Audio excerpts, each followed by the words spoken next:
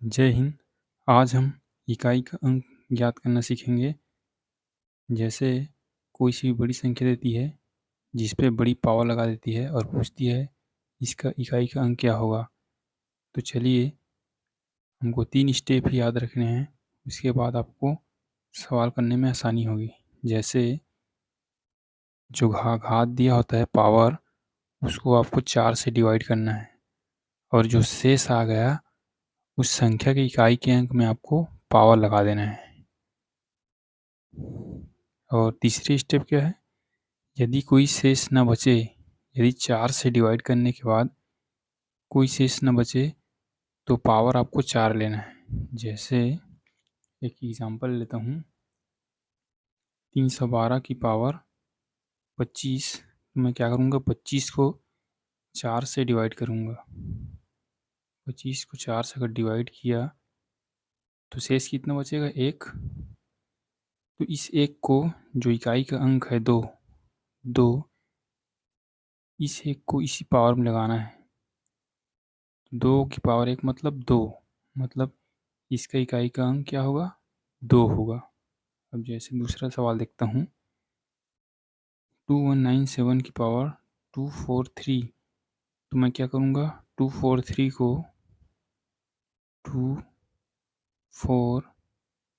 को अगर मैं 4 से डिवाइड करूँ तो देखिए, 4 से डिवाइड करने का नियम क्या है, आपको लास्ट के 2 अंक ही लेने हैं। इस 2 को आप छोड़ दो, 43 को ही आप 4 से डिवाइड करो। कई लोग क्या करेंगे, पूरी संख्या को डिवाइड करने की कोशिश करेंगे, लेकिन आपको मात्र लास्ट के 2 अंक से ही भाग देना है। तो अगर मैं 43 को 4 से भाग दूँ तो शेष क्या बचेगा, 3 बचेगा, क्योंकि 4 दाम 40 होता है। 3 शेष बचा। इस 3 को आपको, जो इकाई का अंक है 7, उसमें आपको इसी शेष को पावर में लगाना है ऊपर में। तो 7 गुणा 7 गुणा 7 क्या होगा, 49 गुणा 7, 7 नहीं 63। मुझे केवल इकाई के अंक से मतलब है। तो 7 नहीं 63, तो इकाई का अंक कितना है, 3। तो इस पूरे संख्या का इकाई का अंक कितना होगा, 3। और जैसे अगर 4 से डिवाइड चला जाए पूरा पूरा, जैसे यहाँ अगर 2100 को मैं 4 से डिवाइड करूँ तो ये पूरा पूरा चला जाएगा, शेष पर 0 बचेगा। इस स्थिति में आपको शेष 4 लेना है। इस बात को याद रखना, अगर पूरा पूरा डिवाइड हो जाए तो शेष पर क्या लेना है, 4। तो इकाई का अंक यहाँ कितना है, 3। तो 3 को अगर मैं पावर 4 लगाऊं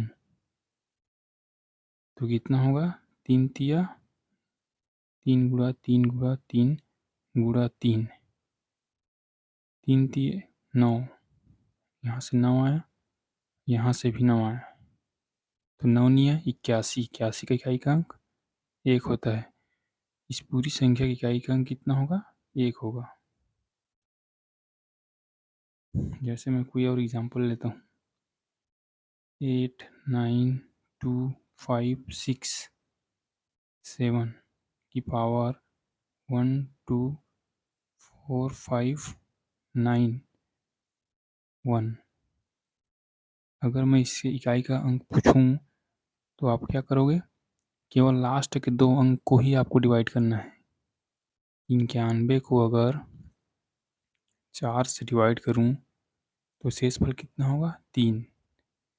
तो इस 3 को, जो इकाई का अंक दिया है 7, उसी में आपको इस पावर को लगाना है। यही मेरा आंसर होगा। 7 गुणा 7 गुणा 7, जो भी आपको इकाई का अंक आएगा, 7 सत्ते 49। इकाई का अंक कितना है, 9। 9 सत्ते 63, 63 इकाई का अंक 3। तो इस पूरे संख्या का इकाई का अंक कितना होगा, 3 होगा। और भी आप कोई संख्या ले सकते हैं, जैसे 2 1 5 0 9 की पावर अगर मैं 44 ले लेता हूँ तो आप क्या करोगे, इस 44 को 4 से डिवाइड करोगे तो ये तो पूरा पूरा डिवाइड होगा। तो शेषफल अगर 0 बचा तो आपको क्या करना है, पावर 4 लेना है। इसमें इकाई का अंक कितना है, 9, 9 की पावर 4। तो 9 निया 81 गुणा 9 निया 81, इसके इकाई का अंक कितना होगा, एकम 1। एक ही अंक का गुणा करना है आपको, पूरा गुणा मत करना, क्योंकि इधर मैं अगर गुणा करता हूँ तो एक स्थान छोड़ देता हूँ, तो ओवरऑल इकाई का अंक एक ही होता है। ठीक है। अब और एग्जांपल ले सकते हैं, जैसे 25968 की पावर 231 लेता हूँ।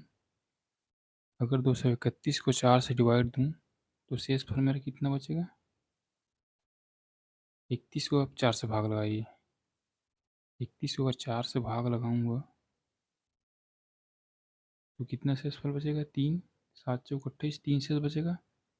अब इस इकाई के अंक में इस पावर को आप चढ़ा दीजिए, यही मेरा आंसर होगा। 8 × 8 × 8, 8 8 64, 64 में इकाई का अंक 4, 4 8 32, 32 में इकाई का अंक 2। चलिए और कुछ देख लेते हैं हम। एक बात याद रखना, जैसे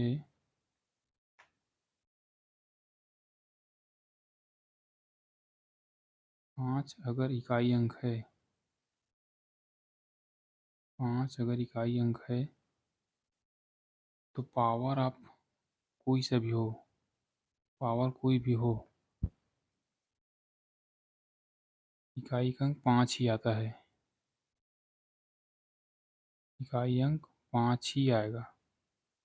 जैसे 6 में देखता हूँ, 6 अगर इकाई का अंक है, अगर पावर मैं लगाता हूँ तो कोई सा भी पावर लगाओ आप, इकाई का अंक हमेशा 6 ही आएगा, इकाई का अंक हमेशा 6 ही आता है।